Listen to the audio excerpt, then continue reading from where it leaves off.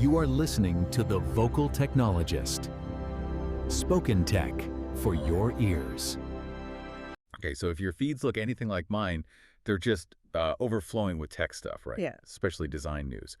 But what actually matters? What's the thing to really pay attention to? Not just, the trend of the week. Today, it's sort of a Product Thursdays vibe here on The Vocal Technologist, and we're going to focus in on product design. Yeah, absolutely. And what we want to do for you is kind of unpack some recent stuff, look at how design is really shaping business user experience, and maybe even how we think. The idea is to give you the key takeaways from this, well, very fast-moving field. Right.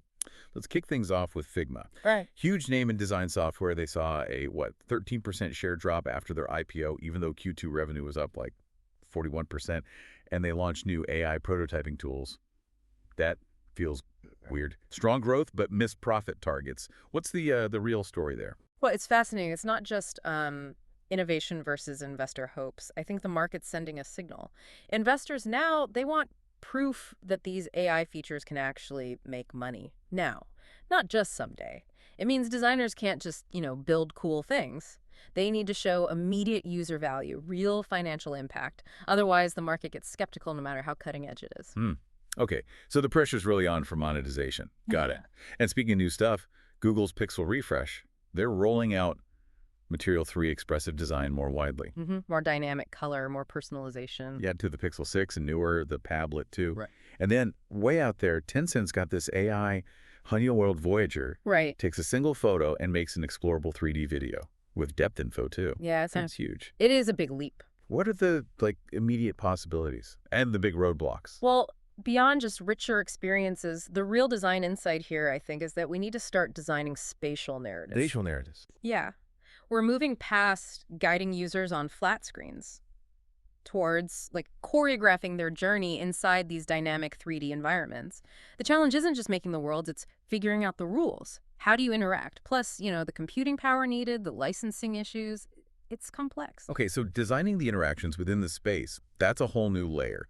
But even with these amazing tools, there's still that classic designer problem. Yeah. How do you get your brilliant ideas actually listened to, acted on inside a company? We've all been there feeling ignored, like trying to explain, quantum physics to a goldfish. Exactly. And, it's easy to blame the organization, call it dysfunctional, but the deeper thing is about proactively aligning what you want to do with what leadership actually needs. How do you do that? Building trust, basically. Doing those listening tours, treating your colleagues like clients, finding out their problems, Okay. and then showing value with small, clear wins. It's about being a partner, a problem solver, not just the artist waiting for approval. Being an influential partner.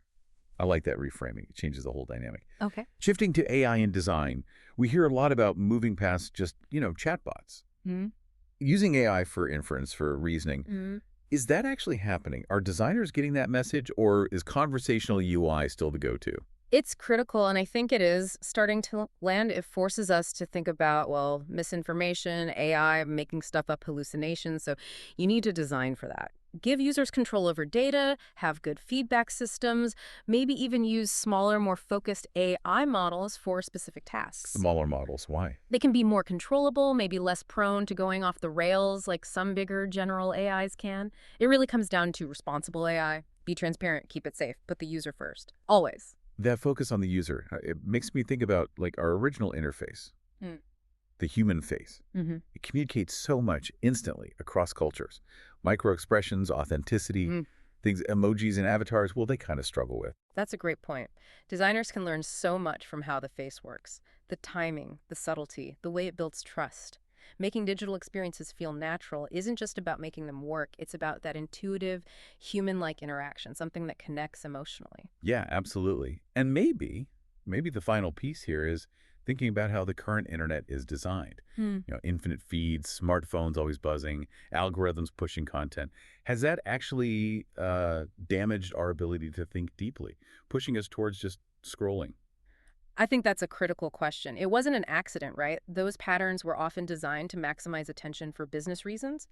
The design of attention, that's a huge responsibility. We really need to rethink things, include boundaries, maybe stopping points, features that encourage focus, real engagement, not just maximizing screen time. Okay, so from Figma's stock price and AI making 3D worlds all the way to, getting heard in meetings and the ethics of attention. It's so clear design is way, way more than just how things look. Absolutely. It's this powerful force shaping business, how we interact, even our own minds. So here's something for you, our listener, to maybe chew on. In this world that's constantly being redesigned, new experiences, new interactions, what's the single most important design principle you think we need? The one thing designers absolutely have to get right to foster real human connection and deep engagement in the next few years. What's the key? Spoken Tech for your ears.